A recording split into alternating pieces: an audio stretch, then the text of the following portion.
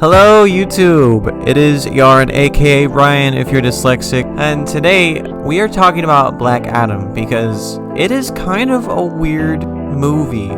There's still good signs here for the DCEU that, listen, as a DC fan, we'll take what we can get. Like, we really aren't getting the cream of the crop here. So, this has been the movie that The Rock has been advertising super hard. He's been gunning for this part for years, and he finally gets to release the movie. He loves it so much that he spent he did 5 Instagram posts on a single advertising meeting. My theory is he forgot to do it. And so he's like, oh, I'll pump a few out. But I watched a video from Atrioc that said, don't quote me, but $1 million per post. So this one advertising meeting was $5 million worth of Instagram posts. Yeah, but hey, good for him. He's taken the opportunity.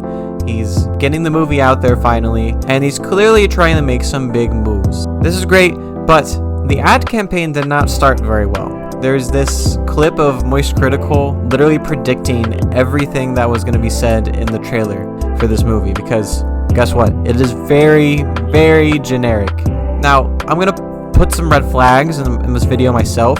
Don't listen to me for your own opinion, you know? I'm just shooting the shit.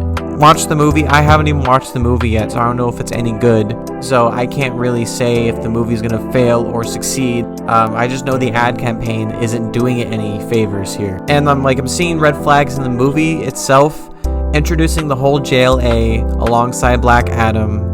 It gives me Batman vs Superman vibes, where it was just Batman, Superman, but then we're gonna have Doomsday, and we're gonna have Wonder Woman, and we're gonna tease the Flash and Cyborg and Aquaman. You see where I'm going with this? I know The Rock has publicly said that they're not chasing Marvel, but you are just introducing a bunch of characters all at once, and I don't know if any of the characters are gonna actually be seen ever again. I want the DCEU to succeed so bad. They put out some bangers, and they also put out some real stinkers. It also rubs me the wrong way that they're doing the Venom arc with Sony.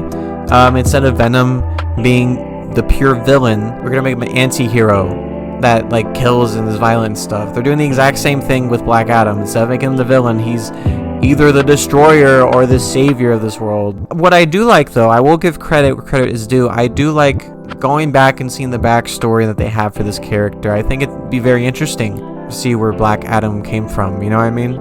I am just critiquing what I see in the trailers here and stuff. The appearance is a little off. I understand not giving The Rock a wig. I think he actually looks better without any hair, but they should have given him the pointy ears. Come on, that's iconic. But they didn't do any of that. They just gave him the suit.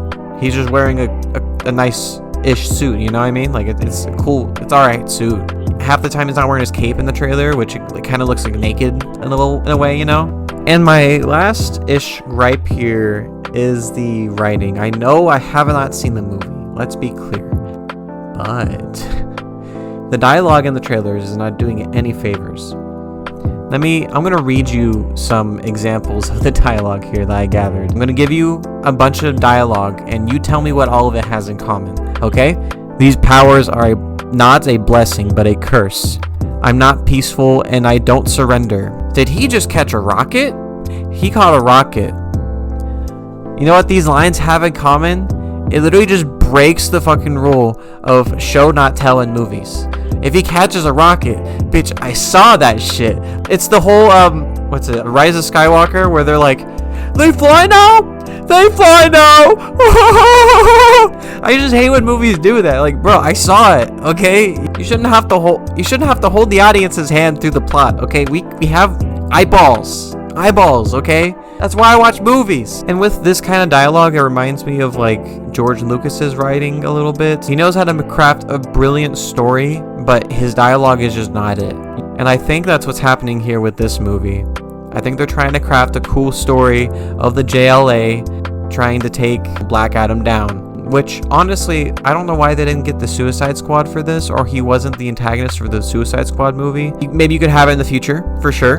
But they seem like they're trying to set up more of the DC universe all at once, which is what BVS tried to do, and that didn't turn out too well. I did like the Snyder cut. I thought that was a lot better for the Justice League, but still, they just kind of rushed this whole universe. It really feels rushed, and then they're gonna have to they're like redoing things or canceling projects. Batgirl was canceled unfairly, and as well as like The Rock only plays himself in movies, and this just looks like a more emo version of The Rock. That's the way he talks. Like, there's nothing like special going with the performances. I like his facial expressions, actually. He looks kind of menacing at times. The dialogue's not doing him any favors. He's not doing anything with it, and everyone else just has like no personality. Now, I don't only want to talk negative about this, because who knows, this could be the start of a great DC universe. So here are some reasons that I wrote down why maybe this could work. For one, people are just going to come see the movie for The Rock. People, again, also like to go see superhero movies and big budget films. Even though it's pretty close to Wakanda Forever, you get some superhero content, you get some big action and some cool visuals. Woo! And there are also some pretty hardcore DC and comic fans that will also pop out. So I think a combination of all these things could be a good box office pool for them. The Rock has also been heavily promoting this himself for years, teasing a Superman fight. He got Henry Cavill back in the DC universe that he's been trying to do for years. He literally had to wait until the executives above him were replaced. And then when he asked, then they were like, yeah, bring Henry Cavill back. We like him as Superman. I like him as Superman. The Rock even said he wants to build to a Superman fight. He doesn't want to do it right away. He said the Shazam crossover will happen, which I like that. I like that he's looking to the future and he's like trying to make the best of the DC universe. The Rock could have easily landed a part in Marvel because he's worked with Disney before. He probably would have been a shoo-in for the Marvel universe, but instead he wanted to go to DC, which makes it feel like he's dedicated, you know? He could have taken the easy route for a superhero movie, but he seems like a fan. And he keeps talking about how he really tries and he's trying to do the fans right. Now, the movie is started with a 50% on Rotten Tomatoes.